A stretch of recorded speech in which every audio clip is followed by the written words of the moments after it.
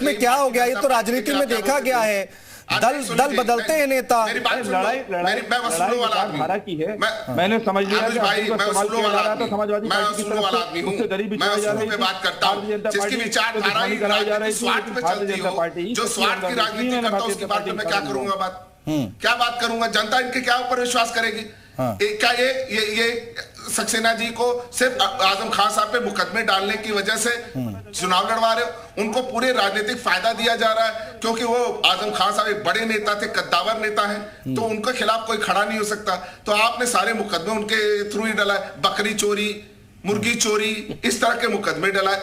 आप इनके साथ इतने साल रहे, आप बता दें क्या जौहर यूनिवर्सिटी बना के उन्होंने गलत किया? अगर आप कहते हैं गलत है तो गलत है, मैं हम भी सुन लेंगे। नहीं, ये राजनीतिक फायदे के लिए शानू साहब आप गए हैं?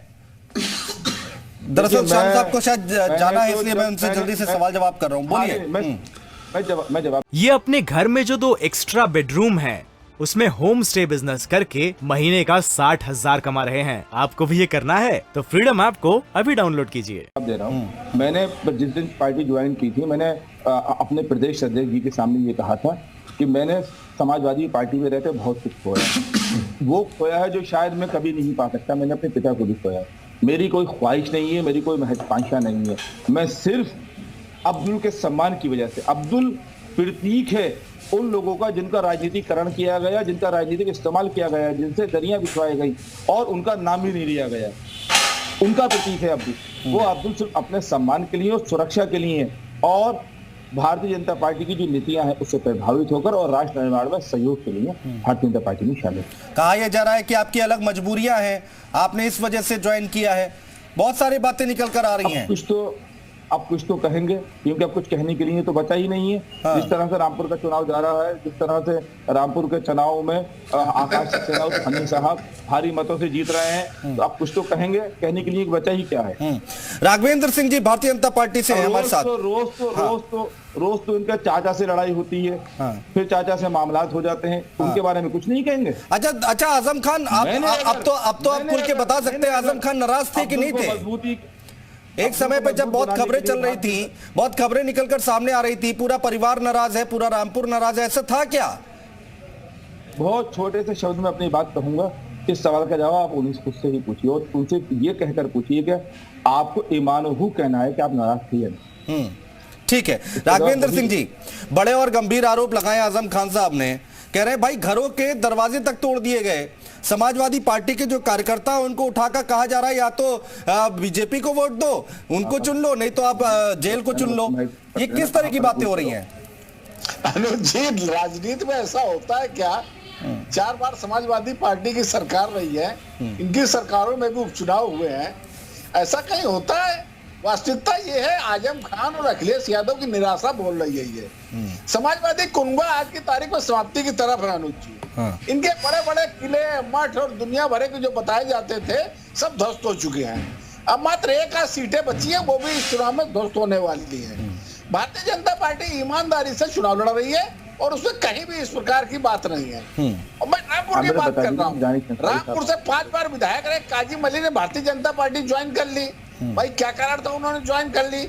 बाबर खां है, मोहम्मद उस्मान जी है, अभी सानू जी है, इस तरीके से लगभग 2 दर्जन सम्मानित कार्यकर्ताओं ने जो समाजवादी पार्टी के आधार स्तंभ हुआ करते थे, उन्होंने भारतीय जनता पार्टी कर ली। आजम खां उस विषय पर तो प्रकाश नहीं डाल रहे हैं। आज की तारीख में रामपुर हो, खतौली हो या मैनपुरी हो, तीनों सीटें भारतीय जनता पार्टी बड़े अंतर से जीत रही है अनुज जी। और ये इस प्रकार के बयानबाजी सिर्फ हास्यास्पद बयानबाजी है। ये लोग सिर्फ पैसे तलाश रहे हैं समाजवादी पार्टी को कि जब हार जाएंगे तो ठीक है किसके मत्थे फोड़ेंगे, इसलिए कभी आरोप लगाने लगते हैं सरकारी मसले। ठीक है। शानू खान जी को जाना है जरा। एक आखिरी सवाल शानू खान जी, या फिर उसके बाद आप फ्री हैं? शानू खान जी, क्या रामपुर में क्या ऐसा होता आया है क्या, या फिर आप बीजेपी में आ गए हैं इस वजह से आप ये बात बोल रहे हैं? क्योंकि पहले भी उपचुनाव में भी बोला गया कि बहुत सारे ऐसे मुस्लिम बहुल क्षेत्र थे जहां पर पुलिस का मिसयूज किया गया। ये समाजवादी पार्टी का कमेंट है।